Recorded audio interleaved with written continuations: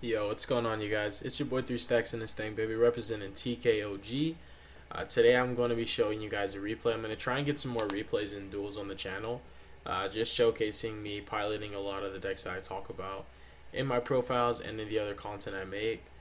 Today, I felt like being toxic, bro, so yeah, I hopped on FLOOWANDEREEZE because I just had an itch and I was like, I just kind of want to play Flu. And my very first game was against Fiendsmith YUBEL. So I'm going to be showcasing you guys this replay and let's get it started with. So we're just going to RPS. I believe I won RPS, so I should be starting off. Let's see here. Opening hands, he has 1-for-1, Terraforming, Imperm, Magnamut. Actually, that's kind of insane. He has Imperm, Ash, Magnamut, and 2 starters, so that's kind of fire. I opened Shifter, Rabina, Eaglin, Stree, and the Advent. So I was debating on like whether I should just Advent and draw phase, but I was thinking that if I Advent and draw phase and I did get hit with Ash, that I would lose harder into the Imperm. But if I chain the Advent to an Imperm, then I can force my Rabina through and I can chain block from Ash after that. Um, so that's cool. And either way, I knew I was going to be playing around Droll because of Shifter. So like the idea is like you either hold the Advent for the Imperm or the the hand trap, whatever you're sequencing your play around, or you shotgun it immediately and give away the information. I think that the information is too valuable. I want my opponent actually to interact with Rabina. I want to check like as many cards as I can. So this hand's pretty nice. We're gonna continue with the plays. I shifter and draw phase, starting off with main phase. I normal Rabina. He imperms it. I chain Advent. I think he thinks here whether he wants to Ash. So the thing is, because I already opened Eaglin, like let's say he actually ashes the Advent, his hand, what he has left is Magnuma. I'm going to actually be able to play through the Ash because the Rabina is being forced through because his banish is for cost. I can grab, for example, like a Toucan Sam, off of the Rabina, and then I can proceed to normal summon the Eaglin and chain block the Eaglin. So then I'm already beating Imperm and Ash. So this hand was always going to beat those hand traps anyways. So I think he realized that too, and that's why he just decided not to Ash. So he's just holding his Ash for next game at this point. Because once FLOOWANDEREEZE starts playing, they're efficiently going to play around Ash because of their Banish Zone mechanic. And so it feels like if I were him, I would have definitely Ash because there's no other like point to Ash. So I grab Field Spell and I grab Street, and I'm totally in driver's seat now. So I'm going to normal summon Eaglin. I'm going to chain block the Rabina because, again, just got to respect what you lose to. So we're going to grab Rabina. We're going to grab Impin. Next, we're going to actually normal summon the Stree. This was a goof on my behalf. I thought about normal summoning the Toucan actually, but I was thinking about doing a greedy extension play. I knew I should have just like stuck with my better judgment and normal with the Toucan because like again, there's no reason to play into the territory of cards that you can play around. And identifying what you lose to is an important way to play competitively because identifying what you lose to when you have the ability to play around it is essentially a win condition in and of itself. So I played right into a Magnuma when I didn't have to. I played right into any Bystial, knowing that Bystials are still probably going to be in main deck.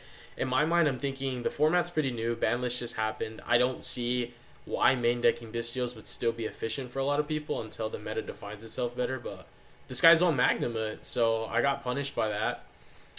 So I go normal Stree, I target my Shifter, and the only time you can get Bystialed in Flu is this time right here. So that was a big goof on me. He resolves his Magnuma. I'm going to activate map, reveal my Toucan, get my extra normal. I actually decide to banish the unexplored winds here so that I can grab the track off Impton, and I'm completely set up and I'm in the driver's seat. So I go Toucan, grab the winds. We're going to tribute for Impin. We're going to chain block, and we're going to grab back the Eaglin. Keep one in Banish Zone always when you're playing Flu. You should always leave a couple birds, at least one in your Banish Zone at all times. Because let's say here in this instance how he held his Ash would actually not diminish in value if I didn't leave a bird banished in the leave a bird up in the Banish Zone. Because that means when I commit to an Eaglin on his turn, the Eaglin's not getting chain blocked, so the Ash therefore has value. And that value is a bit more detrimental now because that could be my only way to actually cut off one of his lines of play. So That's just a heads up thing. FLOOWANDEREEZE is not the hardest deck in the world, but because of that, this is why still people are so goofy the way they pilot it. It's contrary to popular belief. It is kind of a skillful deck. It's not the hardest, but it definitely takes a bit of strategic thinking. And again, it's so easy to play around Ash in this deck once you get going, so you just want to respect it at all times. So he scoops there. He knows what it is. He's not trying to play through this. So we're going into game two. His opening hand is actually pretty gnarly and different. He has Engraver, Tracked Engraver, so that's unfortunate. And most people are on one track. He's on Talents and then Samsara D Lotus. Hand's kind of nice if I was on hand traps. The fact that he could activate Track, check for Ash, get Ash, activate Talents, check the rest of the hand for hand traps or whatever he wants to do with it, and then proceed to full combo with Lotus. That's pretty clean to me, in my opinion. My opening hand's actually pretty insane because I opened Rabina plus Map. That is the best 2-card combo in the entire deck. Debatable, Eaglin's better. I like hands where I see Eaglin and Rabina because like normal summoning Eaglin to start off is less likely to be interacted with than Rabina is because Eaglin's not a true 1-card combo in and of itself. And to resolve Eaglin is a pretty big deal playing this deck because oftentimes if you normal Rabina and your opponent is competent, they'll actually interact with the Rabina to cut you. I mean, they'll often interact with the Eaglin to cut you off of the Impin access. But when you do it the other way around, they're less likely to interact with Eaglin because you can't get out the Impin off of one Eaglin in the first place. So it feels like you want to hold the hand trap for the extender. So this hand's pretty nice. And Dark Ruler is going to check the Omni Negates. So with FLOOWANDEREEZE this format against YUBEL, it's really important to check the Omnis because their inboard is pretty widespread, but a lot of it is not really that good at interacting with this deck, and they're never going to be able to end on Caesar. So the Omnis, being Verudrus and Desiree, are all you want to look out for. So to check those with like a Dark Ruler or a Lightning Storm, and leave the rest of the interactions up, FLOOWANDEREEZE with a good hand like this should be able to play through it, depending on what the inboard is, of course. So let's see him start off. He's going to activate Tracked. I would have started my hand that way too, even if I was playing more than one track, just to check for Ash. Because if I start with Track, my opponent's more likely to Ash that because obviously that looks like a desperate play, and also the read on the Tracked I think is pretty good. If you went Engraver for Tracked, I think I am less likely to Ash it. But if you open up with Tracked and that's the first play, I would probably Ash it 10 times out of 10 in my opinion. I wouldn't. People would wait here, and that's terrible. I would never Ash the Requiem, actually. So he's going to grab Engraver. He's going to wreck here. He's going to go for the Necro. And here's where I think the second track is really nice to just pitch Engraver, grab a track, draw into hopefully a hand trap or another extender. But apparently he's not that nice, bro. He's really not that nice. He's going to go into sequence here after he's done his Necro equip line, and he's going to activate the sequence. When we're sitting at this point and he declared sequence, I was like, he's playing YUBEL because Lacrima's banned. The only deck that's going to start off a line like this and be able to resolve sequence is going to be a Fiend deck, and it's more likely to be YUBEL. So he's going to put back 2 Light Fiends, summon out the Aerial Eater because that's all you need. And then he's going to resolve the Aerial Eater here. He's going to dump Terra Incarnate. I don't know what he's trying to do. When I see this, I'm like, there's probably 10 better cards that you can dump. This is just, yeah, I don't know what he's doing here, to be honest. And now looking at his hand, seeing that Samsara, this was not really necessary. It's cool for extension. Now, however, in the terms of extension, if I'm trying to provide a safety net to insulate hand traps, then my Aerial Eater majority of the time would dump a card like Grave Squirmer, for example, to play more efficiently through the hand traps on the YUBEL line. But now he's gonna go into Desiree extremely early off of the Tracked. When he resolved the Tracked, I was like, he has to have Engravers in hand at this point. And he's gonna normal summon Samsara D Lotus, do a standard combo. The way he's structured his line of play are very backwards. Most certainly, I agree with the Tracked to check for Ash because I'd rather Track get Ash than my D Lotus. But at that point, I would not progress that far into the combo. Considering the fact that he should be playing Closed Moon, I would actually just leave up my Lori and continue to proceed with my normal combo with Lotus and check for another hand trap, because to be honest, none of this was going to insulate like any further hand trap. Like I just don't know what he's playing around, and he used his extenders first and then proceeded to dump as a starter. Like this is a piece of your inboard, and like I just wouldn't start my combo line up with like a Desiree. I guess maybe, perhaps, maybe just maybe, what he's doing is he's checking for imperm. That's fine too. Aerial Eater probably would have been met by an imperm, if not the sequence would have. So I just feel if I resolve sequence that I'm just kind of feeling like I don't think imperm is on the list anymore. Now what I'm trying to do is respect Nib, and this is not respecting Nib. So we're just gonna watch him play though. I'm gonna let him cook. I'm not gonna be a hater. He's gonna resolve Spirit. He's gonna pop it off of the Nightmare Pain, grab Grave Squirmer, trigger the Spirit. He's gonna summon OG, that girl, and he's gonna put back the Terror, put back the Samsara, and he's gonna go into Phantom. You can kind of see where his line formulates a little bit better, but again, what is he respecting? He should know Flu is always gonna be on board breakers, and then in addition to that, like, if you really were trying to play around Nib, this is not the way to do it. And if you got this far, Nib's no longer on the list, and every other hand trap, you should just stop playing around him at this point. It's called deductive reasoning. So he's gonna go up into Yama. This is starting to make sense now. We go into Yama into Shavara. He's got Squirmer and Grave, so at any time, all he has to do is just throw that Yama in Grave. Beautiful. He's gonna go up into. Never mind. He's not going up into the Rage. Let's check here. He's tinking, my friend. He's going to go into the Rage, squirm out the Spirit. This is how you make Varudris with ease. So he's going to pop it off Shavara and trigger the Yama, do the thing, get out that girl, get out her Spirit, overlay her in her Spirit. He's going to pop the Shavara off the res of Yama. Smart play, heads up, get him out the Fiend Lock, get his chamber up. He's going to overlay into Varudris. He's got 2 Omnis. This is all my deck cares about, so I need to do with these. Technically this and this can trade with these right now, and that's what I'm thinking in my hand, but I'm like, I need to top deck a card that plays around Phantom, because that's the last card that is known that could be a threat. I don't know what the last card in his hand is. So he's going to banish 2 for Aerial Eater, and then he's going to link these off. So his inboard actually is the inboard that I would have gone for in this matchup. So he summoned the Silhouette. He went for Azaroon.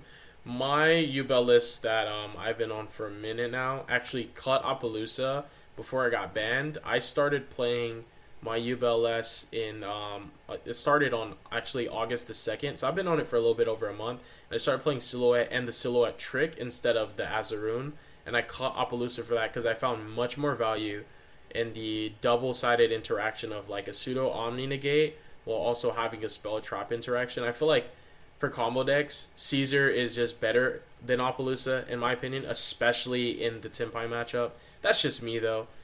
So his inboard is actually looking really, really good, come to think of it. I top deck Prosperity. It's at 1, bro. I'm feeling kind of nice right now. So I'm going to Prosper 6. My extra deck's not real. You don't even need to worry about what I banish. Every single card I hit, except for the trap, is actually gas. Of course, am I thinking, do I want Advent? No, because I have more than enough engine. I need non-engine to trade. So I think Lightning Storm, I think evenly. I'm like, Talents, all 3 of these trade with an Omni. Talents, I'm going to have to commit before the Omni I can actually trade and then get the Talents live. And I'm thinking I need something to force interaction immediately. And Lightning Storm felt like the best card in this scenario. It was better than evenly because I could keep my battle phase to try and like clear the field as much as I can. So I definitely take Lightning Storm because if he doesn't negate it, then it just makes my life, like my job, 10 times easier. Because I'm dealing with the Chamber, I'm dealing with the Nightmare Pain, I'm trading with the Desiree. So literally there's no reason why he shouldn't negate it.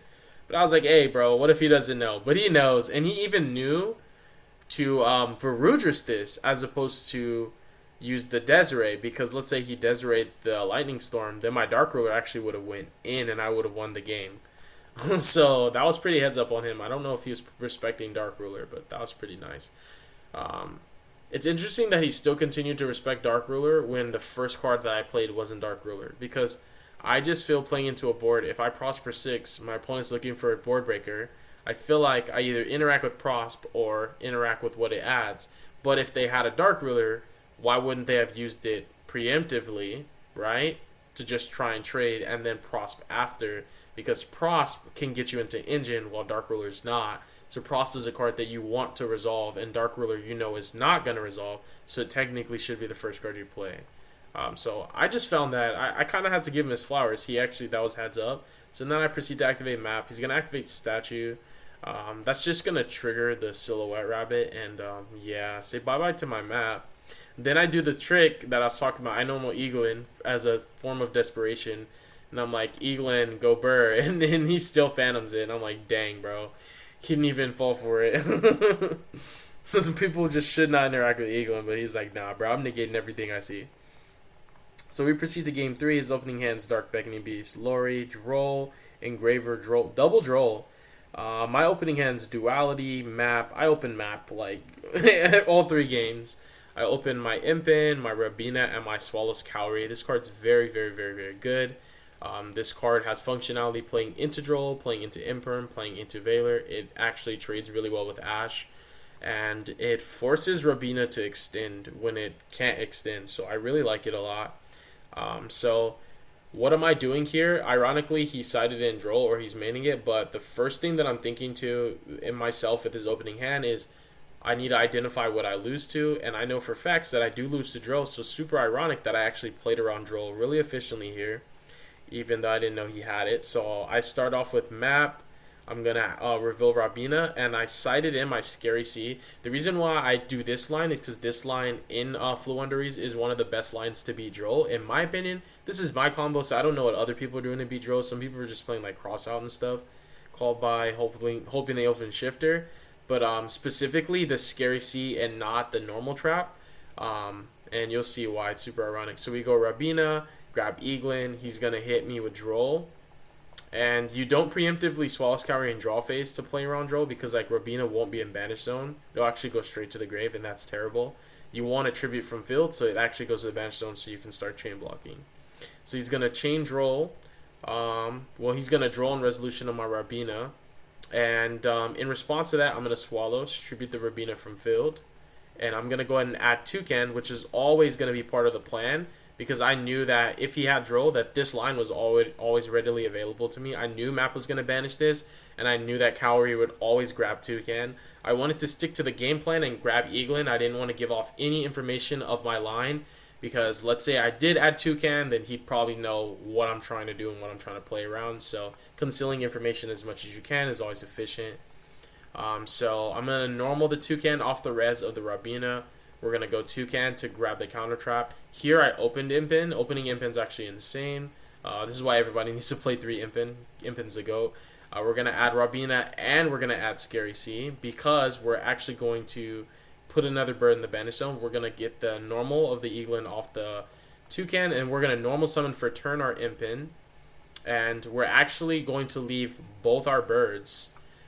We're going to leave both our birds up, because the idea is to chain block Rabina to grab Eaglin, and then chain block the Eaglin to grab another bird. So that's why you leave Toucan and Eaglin and don't grab either one of them, to chain block both Rabina and the Eaglin, especially considering my follow-up basically is Rabina. Duality is not guaranteed to get into any line of play, and so you just want to secure the back through the Ash that he may have top deck, and that was my line of play and my line of thinking. So I end on Impin, Counter Trap Map. Counter Trap Map is kind of like a checkmate. You will force your opponent to play into Map. Playing into Map is really, really detrimental. Map basically secretly says your opponent can't normal summon, because they just shouldn't. Like, nobody should be playing into Map, even in 2024. It's actually just like there's no reason why. You get punished so hard by this card. It's actually crazy. So very broken setup here. He is getting turn skipped, ironically. He drolled me. I ended on pretty much full field by respecting Droll, and now I'm going to Droll him. Basically, I'm going to turn skip him. He's going to go into Engraver, into the track, grab another Engraver, pitch the Lori, and he's going to go Lori effect. That's fine. He's going to have to play into the trap either way. His deck links a lot. He's going to be making Phantoms. So he's going to flip up the Requiem, and then his turn's going to get skipped. If you guys didn't know, Scary C says when your opponent would special, you basically, while you control a face-up tribute summon monster and no special summon monsters, you negate the summon, return the monster to the hand, and then your opponent can't special for the rest of the turn, but they can normal summon 3 times. So it just means they play in the map and they lose. So he reads it, he realizes it. We're talking about it in chat. He passed his turn. He lost it either way. Like passing turns, just delaying the inevitable. To resolve map a second time, just yeah. And I banished the imp in because again, I'm just trying to identify what specific combination of cards that actually can shut me down. And I know that double hand trap on the Rabina and the Eaglin, like effect negation hand traps, can cut me off. However, I have two cannon banish zones, so let's say my Rabina gets hit and then my Eaglin gets hit. I can still add Toucan off of that and normal for turn Toucan, grab the imp in and keep playing. And even though that seems excessive, again, like I'm in the driver's seat and the only way that I could lose is to that specific sequence. So I play around it by banishing the imp in off the map. And we're going to go for our Stree here. He's going to droll me again, which is totally fine. I'm already set up to play through the droll. And what I'm going to do here is this line, since he didn't hand trap the Rabina the way I thought he would, because he passed, so I'm like, he must have multiple effect negation hand traps. I go Stree to banish the C and at the Toucan off its effect so that I can go Stree banish C, normal Toucan at the C from banish zone hand to play around droll. And then I'm going to normal the Ryza that I had in my hand. And before I do that, he just scoops. And that's going to be the end of the game. Hopefully you guys enjoyed this. Thank you guys so much for watching. Have a beautiful day. Be safe. Make good choices, you guys. Deuces.